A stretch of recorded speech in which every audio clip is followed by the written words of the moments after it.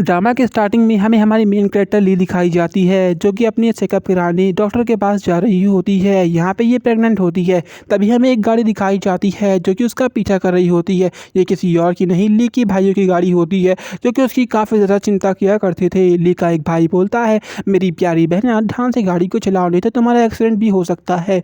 वो लोग उसका पीछा कर रहे होते हैं, जहाँ पे ली उनको इग्नोर करते हुए हॉस्पिटल पहुँच जाती है।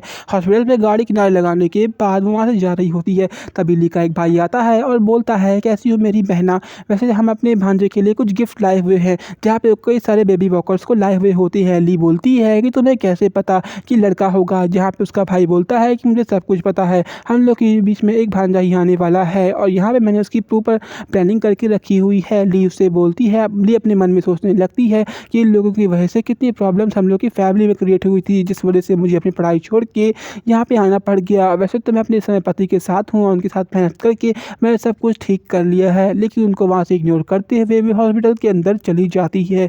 यहाँ पे डॉक्टर्स का चेकअप करने लगते हैं, जहाँ पे डॉक्टर बोलती हैं कि तुम्हें अपने पति के साथ होना चाहिए, क्योंकि तुम्हारा बेबी कभी भी आ सकता है और इतनी कंडीशन में तुम्हें अपने पति के साथ होना चाहिए, क्योंकि वो तुम्हारी काफ़ी अच्छी हेल्प कर सकते हैं। जहाँ पे ली बाहर निकलती है और वहाँ पे देख देती है कि उसका पति किसी लड़की के साथ होता है। यहाँ पे ली को काफ़ी ज़्यादा बुरा लगता है, जिस वजह से वो फ़ोन कॉल लगाती है, जहाँ पे उसका पति उसकी फ़ोन कॉल को देखता है लेकिन उठाता नहीं है। ली को काफ़ी ज़्यादा बुरा लगता है और वहीं पे बैठ के रोने लगती है। तभी डॉक्टर आती है और उसे उठाती है और कहती है, देखो मैंने कहा था तुम्हारी कंडीशन काफ़ी ख़राब है, तुम्हें अपना रेस्ट करना चाहिए। जिसके बाद ली अपने घर पे पहुंचती है, लेकिन घर काफ़ी ज़्यादा गंदा हुआ होता है। ली देखती है कि हर जगह मैसी फैला हुआ होता है। यहाँ पे हमें उसके हस्बैंड की सिस्टर दिखाई जाती है, जो कि अपने दोस्तों के साथ गेम खेल रही होती है। उसकी बहन को काफ़ी ज़्यादा बुरा लगता है, जिसके बाद ली जो होती है वो सेन को रोकती है। इसी बीच सेन उस पर चिल्लाने लगती है। वो बोलती है कि देखो तुम, ये मेरा घर है, तुम तो इस घर में फ्री में रह रही हो, कम से कम इस घर को साफ तो कर ही सकती हो। ली बोलती है कि मैं इस समय प्रेग्नेंट हूँ और तुम्हें मेरी हेल्प करनी चाहिए। जहाँ पे सेन की सिस्टर बोलती है कि देखो मैं तुम्हारी हेल्प करने वाली नहीं हूँ,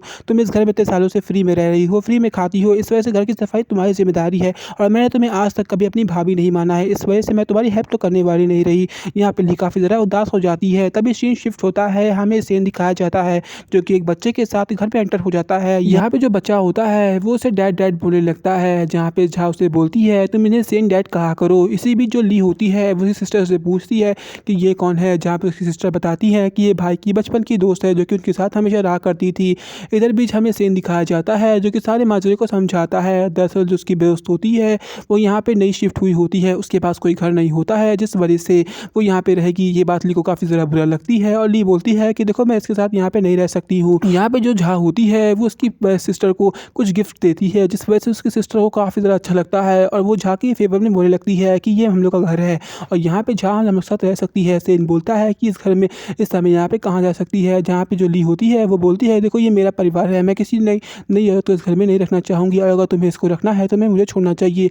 जहाँ पे झा उसे बोलता है कि तुम मेरी बात को समझो, लेकिन ली कोई बात को समझने को तैयार नहीं होती है। जिसके बाद सेन उस बच्चे को बाहर भेज देता है। यहाँ पे उसकी झा बताती है कि इसके साथ उसके दोस्त काफ़ी बदतमीजी किया करते थे, क्योंकि इसके डैड यहाँ पे रहते नहीं थे, इसी वजह से हमेशा से बुली किया करते थे। यहाँ पे सेन बोलता है कि मैं इसका डैड बन गया हूँ। यहाँ पे ली को काफ़ी ज़्यादा बुरा लगता है और कहता है कि तुम जानती हो हम लोग का बेबी होने वाला है और इस समय मुझे तुम्हारी सबसे ज़्यादा ज़रूरत है। लेकिन झा यहाँ पे उसकी बातों को नहीं सुनता है।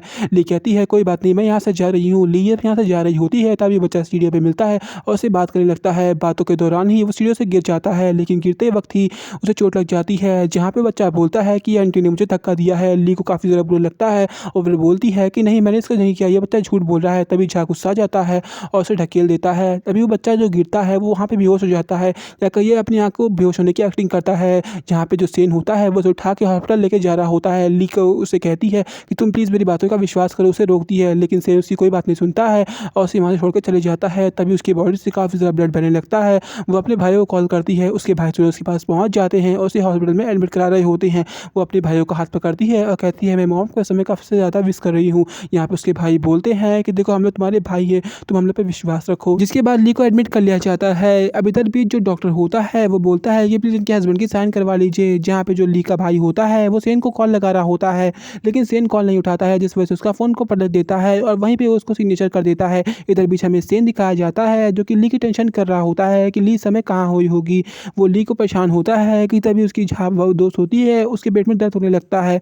इस वजह से वो हॉस्पिटल से लेके चले जाता है, जहाँ पे सेन को पता चल जाता है कि ली भी इस हॉस्पिटल में मौजूद है, क्योंकि उसने उसका नाम सुना होता है। वो ली को ढूंढने यहाँ पे चले जाता होता है जहाँ उसका पीछा कर रही होती है। इसी के बाद जो सेन होता है वो एक रूम में पहुँचता है जहाँ पे एक बॉडी पड़ी होती है। सेन डर जाता है ये कहीं ये ली तो नहीं जिसकी डेथ हो चुकी हो। वो उस बॉडी के पास जा रहा होता है। तभी का जब इसे इंसान आता है वो बोलता है ये मेरी माँ की बॉडी है और तुम इनकी बॉडी के पास क्या कर रहे हो। सेन उनसे माफ़ी मांगता है। फिर बीच नर्स आती है वो बोलती है मैं आपकी क्या हेल्प कर सकती हूँ। जहाँ पे सेन बोलता है यहाँ पे जो लेडीज़ थी वो कहाँ चली गई है। जिसके बाद हमें ली को दिखाया जाता है जिसने अपने बच्चे को जन्म दे दिया होता है। यहाँ पे ली का भाई उसे देख रहा होता है। बीच ली सेन के बारे में सोच रही होती है जिसने अभी तक उसे देखने नहीं आया हुआ होता है। तभी वहाँ पे सेन पहुँच जाता है और अपने बेबी को देखने की कोशिश करता है लेकिन ली उसे रोक देती है और उसे बोलती है जब मेरी तुम्हारी ज़रूरत थी तब तुम वहाँ पे नहीं आए। यहाँ पे सेन बोलता है मैं तुम्हारे माफ़ी मांग रहा हूँ क्योंकि मेरी गलती है, मुझे नहीं पता था कि यहाँ पे बेबी होने वाला है। यहाँ पे सेन बोलती है अब हम लोग का कोई मतलब नहीं है साथ रहने का, इस वजह से मुझे तुमसे डिवोर्स चाहिए। जहाँ पे सेन कहता है डिवोर्स काफ़ी बड़ी चीज़ होती है, हम लोग को एक बात सोच लेना चाहिए। जहाँ पे ली बोलती है कि नहीं इस सोचने की बात नहीं है, जिस समय मुझे तुम्हारी ज़रूरत थी तुम उस समय मुझसे साथ नहीं थे तो अब मुझे तुम्हारी कभी भी ज़रूरत नहीं पड़ेगी। जहाँ पे सेन बोलता है तुम रहोगी कहाँ और इस बेबी का ख्याल कैसे रखोगी। जहाँ पे ली बोलती है कि मैं अपना ख्याल खुद रख सकती हूँ और यहाँ पे मेरे भाई है इसकी मदद करने के लिए। जहाँ पे सेन बोलता है नहीं ऐसा कुछ नहीं हो सकता, मैं तुम्हें डिवोर्स नहीं दे सकता हूँ और तुम्हें मेरे साथ चलना पड़ेगा। वो उससे ज़बरदस्ती करने लगता है कि तभी यहाँ पे हमें ली का भाई दिखाया जाता है जो कि वहाँ पे पहुँच सिचुएशन को हैंडल करता है और कहता है जब तुम्हें इसकी ज़रूरत थी अब तुम यहाँ पे नहीं पहुँचे हो। जहाँ पे जो ली होती है वो कहती है फाइनल बातें ये हैं कि मुझे जो तुमसे डिवोर्स चाहिए। सेन कहता है मैं तुम्हें डिवोर्स नहीं दे सकता। अब इसी के बाद ये स्टोरी काफ़ी ज़्यादा इंटरेस्टिंग मज़ेदार हो चुकी है। अगर आप लोग को पूरी स्टोरी देखनी है तो कमेंट सेक्शन में बता दीजिए, आप लोग को उसका पार्ट 2 बना दूंगा। वैसे इस सीरीज़ का मैं 1 घंटे का पूरी फुल स्टोरी बना देता लेकिन यहाँ पे कुछ प्रॉब्लम के ज़रिए हम इसका फुल पार्ट नहीं बना पा रहे हैं क्योंकि यहाँ पे सब्सक्राइबर का व्यूज़ काफ़ी ज़्यादा कम हुए हैं। कोई प्रॉब्लम हो तो कमेंट सेक्शन में ज़रूर बताइएगा। स्टोरी टेलिंग कैसी थी ये बात भी ज़रूर बताइएगा। वॉइस टेलिंग थोड़ी सी फास्ट हो सकती है, इस बात को हम नॉर्मल करने की कोशिश करेंगे और डिस्क्रिप्शन में और सारी मूवी का लिंक दे देंगे। Thank you watching this video.